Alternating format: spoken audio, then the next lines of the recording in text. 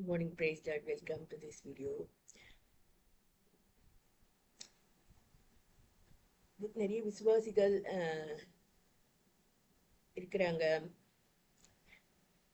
முன்னாடி பல வீடியோஸ்ல நான் சொல்லியிருக்கேன்.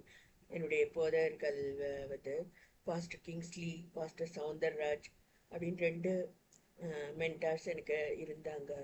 பாஸ்டர் கிங்ஸ்லி வந்து 40 days உபவாசம் இருந்தாராம். பாஸ்டர் சவுந்தரராஜ் வந்து 80 days உபவாசம் இருந்தாராம். இவர்களுக்கு வெளிப்படுத்தப்பட்ட சத்தியம் என்னன்னா வந்து யாத்ராகமம் 17 அதில் சொல்லப்பட்ட அமலேக்குக்கு விரோதமான முதல் யுத்தம்.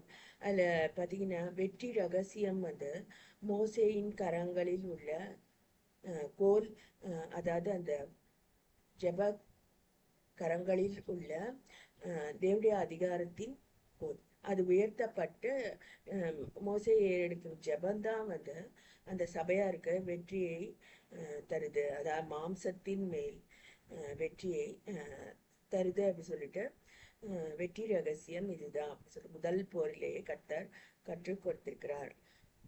அடுத்தது வந்து மோசேயின் கரங்கள் அசந்தது அப்படின்ட்டு இருக்கு.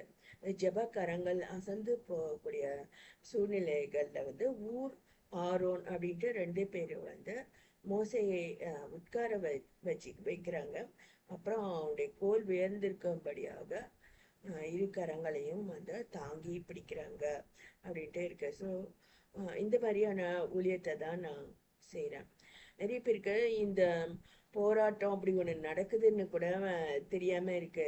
பிசாசுக்கு விரோதமான யுத்தம் அப்படின்னா கூட தெரியவே தெரியறதில்ல. ஏன்னா அவங்க வந்து எகிப்திலிருந்து வந்தவங்க, இந்த விசுவாசிகள் எகிப்திலிருந்து வந்திருக்கிறாங்க. அவங்களுக்கு வந்து கல் சுமக்க தெரியுமா, மண் சுமக்க தெரியுமா, அது மாதிரி மண்டேன் அவங்களுக்கு கொடுக்கப்பட்ட வேலைகள் வந்து அந்த மாதிரி செங்கல் அந்த மாதிரியான வேலைகள்.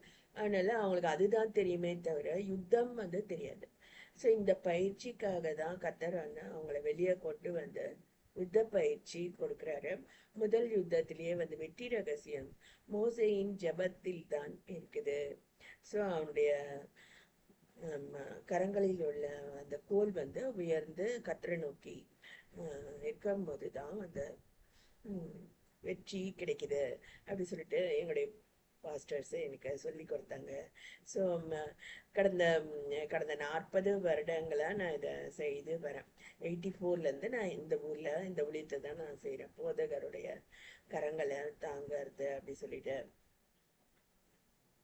ஸோ அதில் பார்த்தீங்கன்னா சத்ருவின் ஆவிகள் வந்து சபையில் அது மாதிரி கிரியை செய்யறது பார்க்கலாம். அதாவது எரிச்சலின் ஆவி, ஒருவருக்கு ஒருவர் விரோதமாக பேசக்கூடிய புரணி பேசுகிற ஆவிகள், பொறாமையின் ஆவிகள், அப்படி பல ஆவிகள் சபையில் கிரியை செய்து எரிச்சலின் ஆவிகள் வந்து நம்முடைய சந்தோஷத்தை புறம் தள்ளிடக்கூடியதாக இருக்கு. ஸோ நாங்கள் வந்து என்ன பண்ணுவோம்னா ஒவ்வொரு சனிக்கிழமை அப்படியெல்லாம் நாங்கள் ஒன்று கூடி ஆராதனைகளுக்காக சபையில் கிரியை செய்கிற அவிசுவாசத்தை கொண்டு வரக்கூடிய ஆவிகள், பலவீனப்படுத்தக்கூடிய ஆவிகள், எரிச்சலின் ஆவிகளை நாங்கள் கட்டி பாதாளத்துக்கு அனுப்புகிறோம் அப்படின்னு சொல்லிட்டு நாங்கள் ஜெபிப்போம். இது மாதிரி பல முறை அந்த ஸ்பிரிட்டை பைண்ட் பண்ணி நம்ம ஜெபிக்கும் போது அவைகள் கட்டி பாதாளத்துக்கு அனுப்பப்படும் போது நம்ம வந்து அதிகமாக பரிசுத்த ஆவியானவருக்கு இடம் கொடுத்து அவருடைய சந்தோஷம், சமாதானம், மறுமலர்ச்சி இது வந்து சபையில் அதிகமாக கிடைக்க முடியும். இது நான் சாட்சியாக நான் சொல்ல